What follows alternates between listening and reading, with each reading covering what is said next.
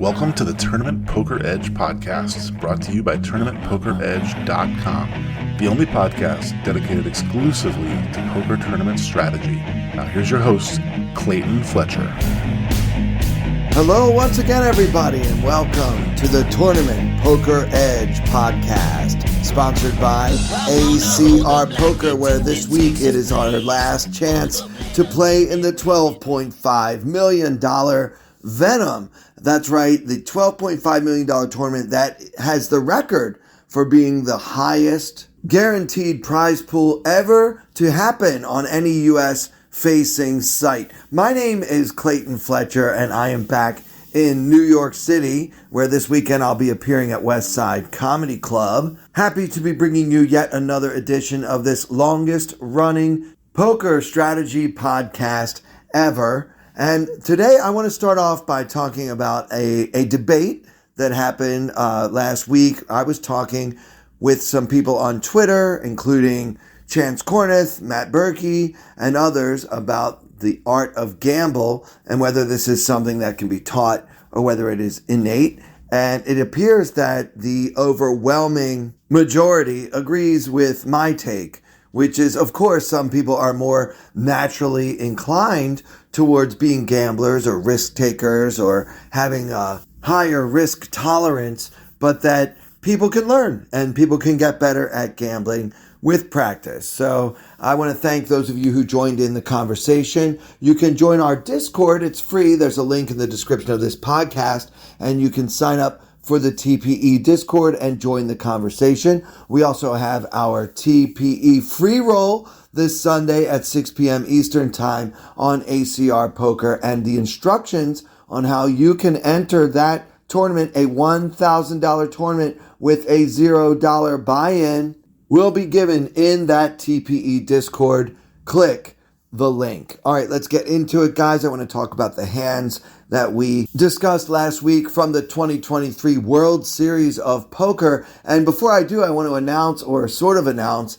that I can confirm I will be doing commentary once again this summer for the WSOP on Poker Go. And though I can't reveal the exact dates yet, I will when the time draws nearer, but I'm very excited to get back in the booth with my friends, because to me, and this will sound crazy to some of you, commentating on poker is almost as much fun for me as playing.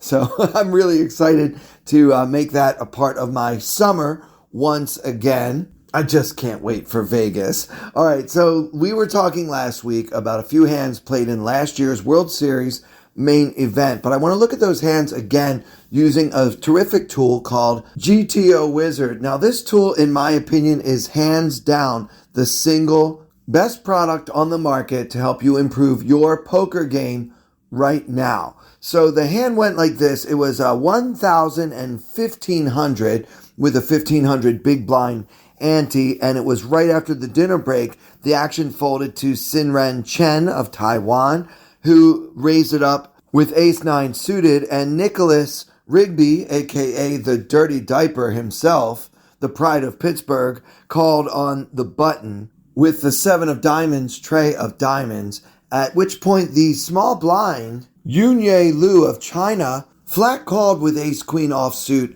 a move that I criticized roundly here on the podcast last week. I felt like this should be pretty much always a 3-bet. And sure enough, the solver, GTO Wizard, does say that you should be 3-betting 87% of the time, but it's okay to mix in a call 13% of the time, according to the Wizard. So I had to kind of fudge the numbers a little bit in order to actually run this hand through a solver. Many of you know that solvers like GTO Wizard and most of the other products on the market are currently unable to process multi-way pots, but I still wanted to put this one through the solver. So what I've done is I pretended that the small blind folded. Also, it's important to note that Nicholas Rigby's call with the 7 tray of diamonds is, shall we say, non-standard. The solver is always folding that hand on the button 100% of the time in this situation. So we're really only going to be able to look at Sinren Chen's play in this hand with Ace of Hearts, 9 of Spades, which the solver does open 100% of the time pre-flop. Now, with the flop of 9-4 tray, Rainbow, blue check, but we're going to pretend that he was already gone. And so the action would be on Chen, who actually bet. In reality, he bet 7,000 into 13,500, and Rigby made the call. The solver likes the sizing, approximately half the pot, about 42% of the time. It does check the ace-9 about 30% of the time, though, which kind of reflects something I've been learning the more I work with GTO Wizard, which is when we are playing from out of position, we need to be doing a lot more checking than many of us, if not most of us, are currently doing.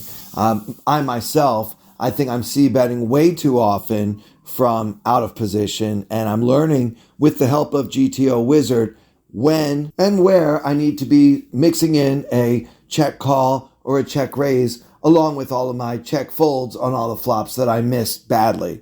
So that is something I'm learning about, and you can too, using this amazing product. And we have an affiliate link in the description where you can get unlimited access for 24 hours and 10% off your first purchase of GTO Wizard. And that link is gtowizard.com/p/TPE.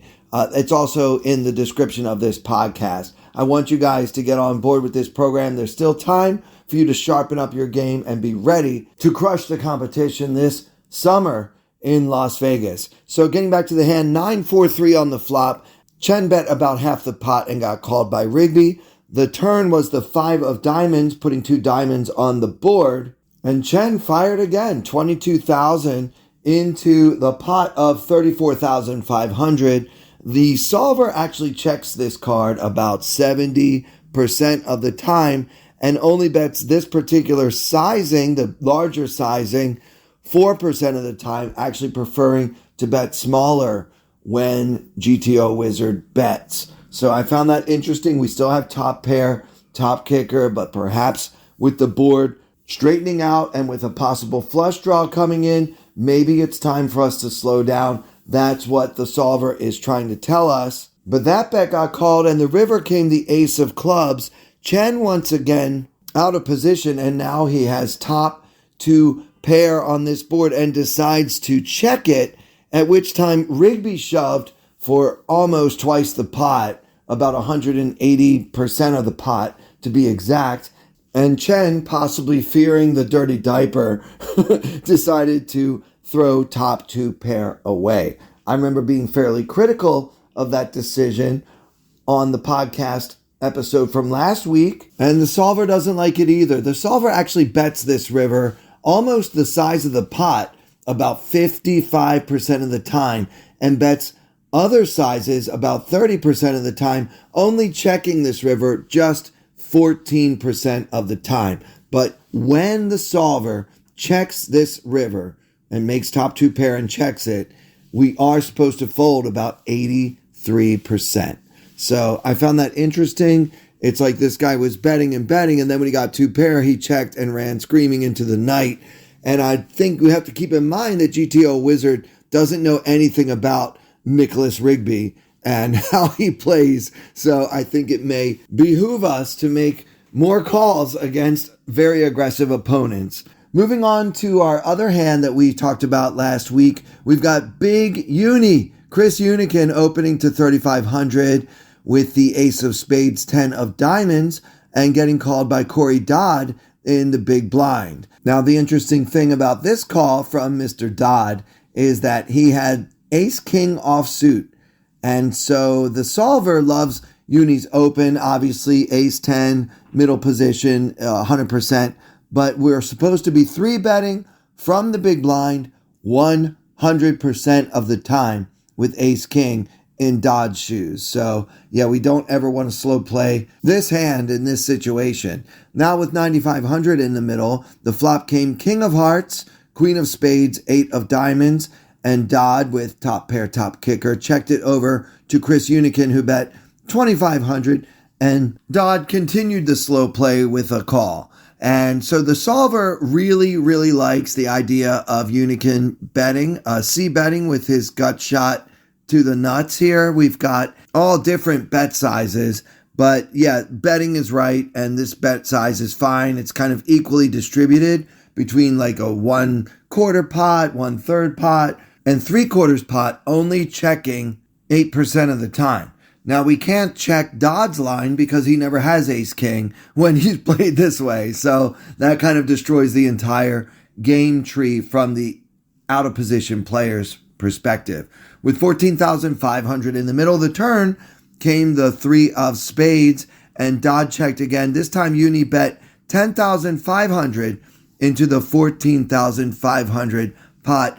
We noted last week that the backdoor spade draw shows up and that Uni had the ace of spades, which does change how often we bet our ace-10 offsuit. The solver always bets this card with this hand, but actually strongly prefers a 2 times pot over bet. About 63% of the time, we're supposed to put in 200% of the pot, only using the sizing that Uni chose about 2% of the time. Wow to that, and also never ever checking.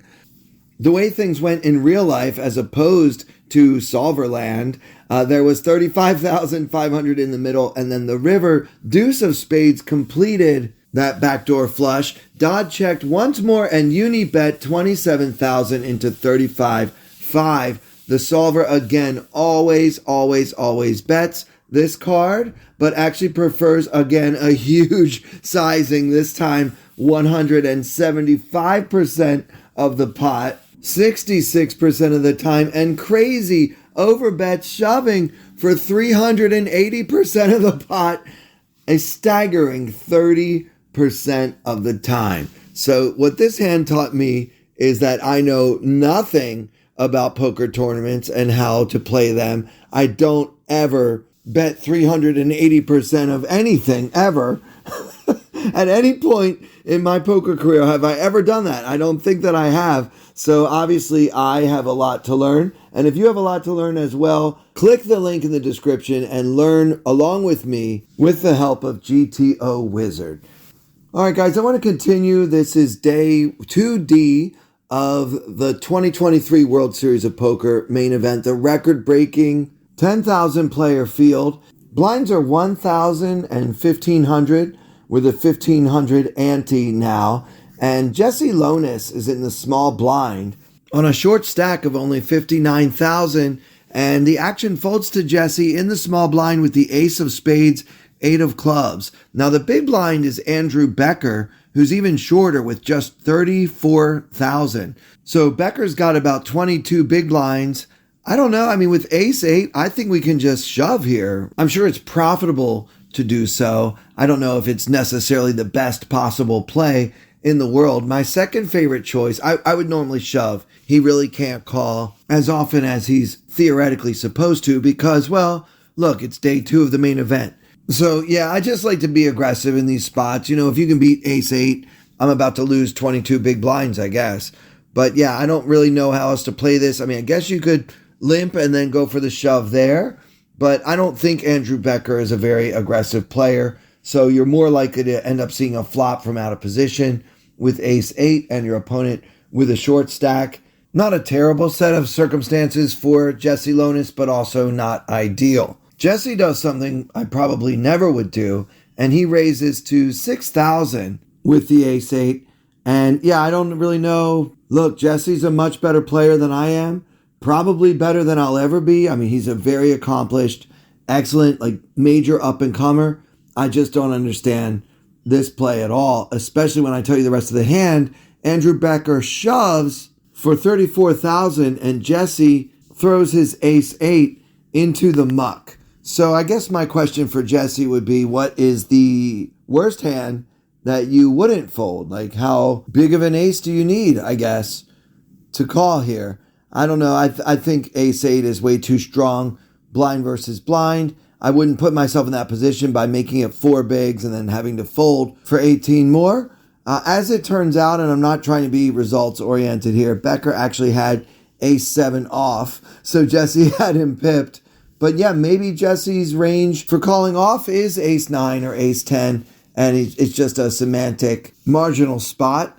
I'm not sure, guys, but I just have a feeling this line is exploitable. All right, let's do another one from this same level. John Quattlebaum opens from the low jack with 165,000 in his stack to 3,000. Not going to reveal his hand just yet. Very next player in the hijack is Davis Modans of Latvia, who 3-bets it to 12,500, and his stack is at 205. And very next to act, so it goes low jack, hijack, and now in the cutoff is Joseph Servo in the cutoff with ace of clubs, queen of clubs. And he's got only 33,000 in his stack. Again, just about 22 big blinds. So if you are Joseph Servo and you have seen an open and a 3-bet and you've got ace of clubs, queen of clubs, and 22 big blinds, what would you do? I mean, I think it's fairly close. Like, I don't hate folding in this situation. It's very unlikely that you have both players beat. At least theoretically, the original raiser shouldn't be super wide. And then next to act in the hijack shouldn't be fooling around too often because he still has a lot of players to get through himself. So maybe there is a case for folding. But, you know, John Quattlebaum and Davis Modans have both been very aggressive, very loose at this table. So to me, that would sway me to shoving, which, by the way, is what Joseph Servo did. He says, you know what, I got half a starting stack late in day 2 of the main event, and I've got 2 aggressive guys on my right. I'm sitting here with ace queen suited. It's just too strong. Let's push and pray. And it worked out for him. The action folded all the way around to John Quattlebaum, who folded the ace of diamonds, 10 of diamonds, and then Davis Modans can close the action with a call, and he does with ace 10 offsuit. So little did he know that John had already folded ace 10, so he was drawing very, very slim versus Joseph Servo's ace queen suited, and Servo's fortitude was handsomely rewarded with more than a double up versus these two. And these are the spots we really want to be looking at, guys. Unfortunately, tournament poker is mostly about playing between 20 and 40 big blinds for most of us most of the time. Maybe not so much in the main event with any luck at all. But yeah, I mean, a lot of the times when I'll be playing in tournaments this summer, I'm going to have 20, 22 big blinds and have to figure out what to do with hands like ace 10, ace 8, ace queen, given various different kinds of action that can come beforehand. And so I'm doing my homework now so that when the bell rings come June, I'll be ready. All right, let's do one more, guys. This is a really fun hand.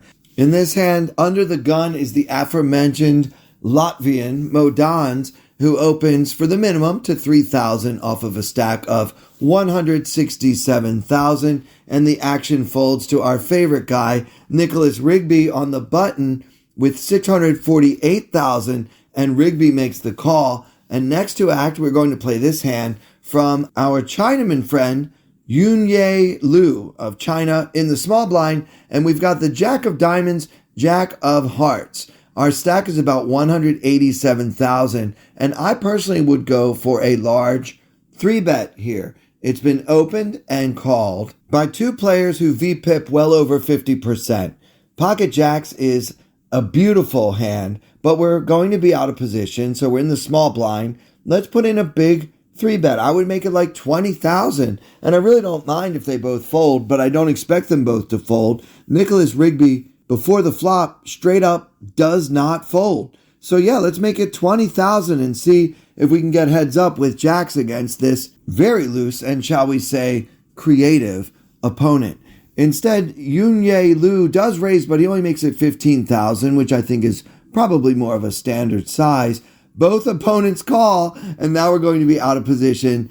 Hero holding the Jack of Diamonds, Jack of Hearts, and now with 48,000 In the middle, Mo Don's with a stack of just 152,000 now remaining. So we were about 3-1 SPR versus him. The flop comes King of Spades, 5 of Diamonds, Trey of Hearts. King 5 Trey, Rainbow, Hero with 2 red jacks, and the action is on us. First to act. I think I would go for check here. I guess betting is okay, but I would probably check and hope one of these aggressive opponents tries to represent that king. I'm not checking, planning on folding, although who knows how hot and heavy this pot's about to get. I still think that checking makes sense here, and we need to be prepared to call at least one bet. So that's what I would have done. Instead, Mr. Lou decides to bet 10,000 into the 48,000 pot. So just about 20%, a very small bet, and I think with 2 opponents, a very strange bet, and perhaps just strange enough to get Davis Modans to lay down his pocket sixes. Yes, I can now reveal that Modans held pocket sixes on King 5-3 and folded, getting almost 6-1 on the flop, probably because he knows Nicholas Rigby is capable of anything, literally anything, and he just didn't want to be involved. He was here to set mine, and that didn't happen. He doesn't want to be sandwiched between these 2 guys. He just gets out of there, does not call the 10K. So now the action on Rigby, and he min raises to 20,000 with a hand I have not yet revealed. And at this point, this is honestly straight up shenanigans. I don't even care what Rigby has. There's literally no hand that should take this little itty bitty bet and just double it for fun. I don't know what he's doing, but one thing about the fun-loving and creative playing style that Nicholas Rigby employs is you just really never know what he has. So therefore, you kind of have to go with distribution. I think jacks are too good to fold, getting 7-1, so call feels right. And Lou does call, and now the turn with 88,000, by the way, in the pot. The turn comes the 9 of spades. Lou goes for check once more. I guess, you make a tiny bet and get min raised. I guess now we check to the razor. I don't know what's happening. I suppose it's fine. He checks this 9 of spades, which, by the way, did bring 2 spades to the board. And Rigby now fires 50,000 into the 88,000 pot. Hero with pocket jacks on King 5, Trey 9. And Hero with only 150,000 more behind. What are we supposed to do with jacks, guys? I don't know. I guess I really can't blame the guy for throwing his hand away at that point. Although I'm certainly not crazy about that itty-bitty bet on the flop. And I can now reveal that Nicholas Rigby had the 10 of spades, 8 of clubs for the old no pair, no draw, just a ton of heart and a lot of bully in him. So yeah, he took down another one. And this is why it's really fun to watch this guy on TV. Everything he does is, unorthodox, unconventional. And when it works, it's a real pleasure to sit back with some popcorn and watch this guy just run over a table the way that he ran over this one. And that'll do it for this episode. Guys, if you're not yet playing on ACR Poker, I don't know what you're waiting for. I have a great deal for you, though. You can get a first-time deposit bonus, 100%,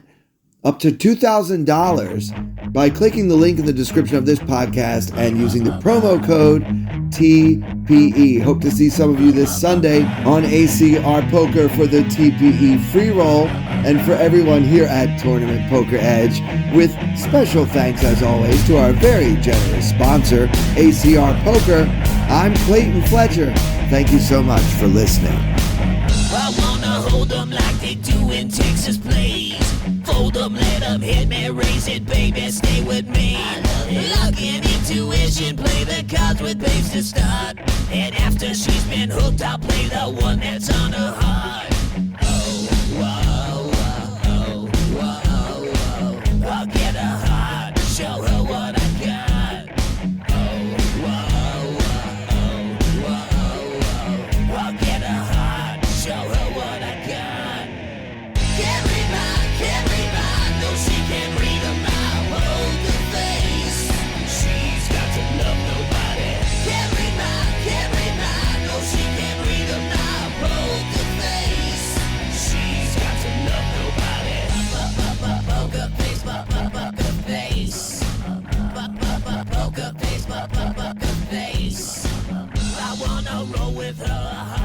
it will be.